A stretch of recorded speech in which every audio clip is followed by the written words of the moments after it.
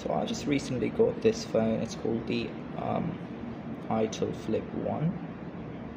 It's a flip phone, as you can see. It's generally nice. Talking about the build, it's plastic. It's got a nice texture right here. Sides are plastic, glossy. Get a lot of smudges. On the bottom you've got the speaker, well actually the top, and the microphone. On the side you've got the audio jack, Type-C charging port, and the SIM tray / micro SD slot. And this is the camera and the flash. So I think this looks similar to the Galaxy Flip 6, but irrespective of that, this hinge, by the way, is made of metal. So that's the only metal part on this whole thing, and there's the Itel branding right there. If you could, yeah. So when you open it up, this is what it looks like. Yeah, pretty unique look, I'd say. It's got a 320 by 240 screen, very crisp, and the keyboard is backlit. You can control the backlit intensity as well in the settings, but I've set it to the minimum right now. The keyboard is pretty nice. It does get smudgy, that's just, I don't like that part of it, but other than that, I think it works pretty well. It's pretty clicky, responsive, no issues on the keyboard end. And regarding the phone itself, it's a 2G phone. It's got 8 MB of RAM and around 16 MB of storage, so it's as basic as they get, you know. If you go over to the menu, you've got the basic features like the video player, video recorder. The camera on this is kind of, I'd say, bare bones. We can just give it a little whirl. I don't know if you can see, but let me just take a picture. So you can see it looks like something straight out of the 2000s. Well, that's, I mean, it's 0.3 megapixel camera, so I mean you can't really expect too much from it. It's just there for the sake of being there. Apart from that, you got profile. So if you ever use an old Nokia, you would know the sound profiles, like general, style, meeting, outdoor, and something you can just stylize yourself. A calculator, which is pretty basic as well, just the basic operations. An ebook reader, I haven't really gotten my hands on a PDF yet, so I haven't been able to test it, but we can just check it out based on the browsing experience as well, which I'll show you momentarily. Then the magic sound, which reads aloud the time and certain events that happen, and that's basically it. The image viewer, I mean the gallery, the file manager, the calendar, it's a nice calendar, alarm clock, and the torch light. Why, I don't know why there's a help section there. It means just one click, you know, that's about it. So I don't know why there's a help section there specifically for this. And then the sound recorder, which sounds like absolute crap. Contacts, which you can store up to 2000. Text messages, which you can store up to 500, because, you know, it's got limited memory. Call history, camera, music app, which surprisingly works quite well. So yeah, the music app itself, it works.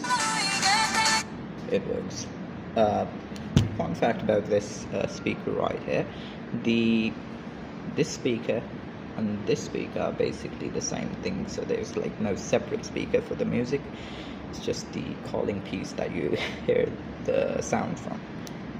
Apart from that, you've got the Facebook. I don't know why they included this separately. This isn't a Facebook app. It's just, it links you to a browser, so it opens the URL for Facebook. So that's kind of useless. You've got a radio app which works wireless.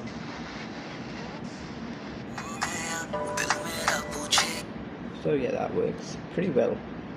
And then you've got Opera Mini, which I'll, you know, show you how that works. I've got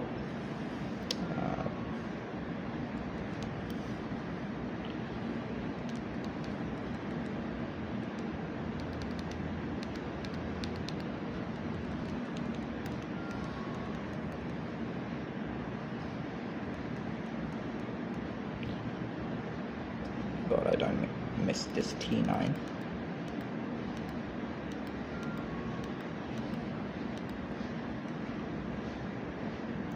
It's connecting.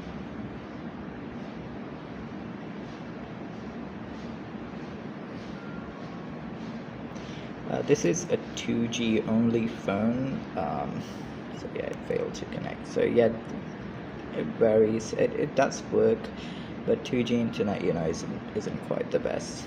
An interesting fact about this phone is, or feature about this phone, is that it does have apps and games, which you can install more. By the way, these are all demos, that pre-installed ones. You'd have to buy them, which I don't get the point of, but it supports Java applications.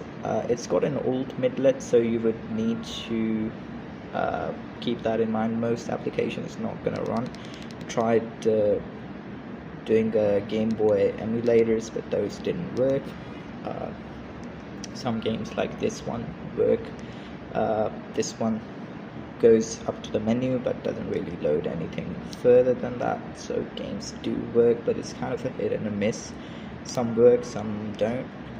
We've got the settings, which kind of basic, extremely basic, just the call settings, which SIM, it's a dual SIM phone, basic phone settings, and display settings. You can set the wallpaper, you can select the LCD backlight intensity, whatever you want to do, auto lock, security, password, all that good stuff. This is the default browser, apart from the Opera Mini one.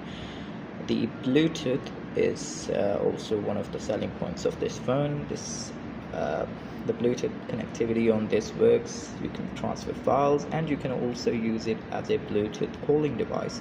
So you can connect this to your smartphone and via Bluetooth, and it will receive any calls made to your smartphone via Bluetooth.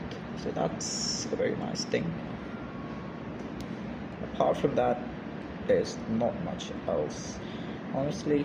It's got a 1200 milliamp hour battery, which works quite well. I mean, it gets you a few days of battery on continuous use. You can squeeze in, I don't know why you'd be doing that, but you can easily squeeze in 2 or 3 days, or like 12 hours of continuous usage.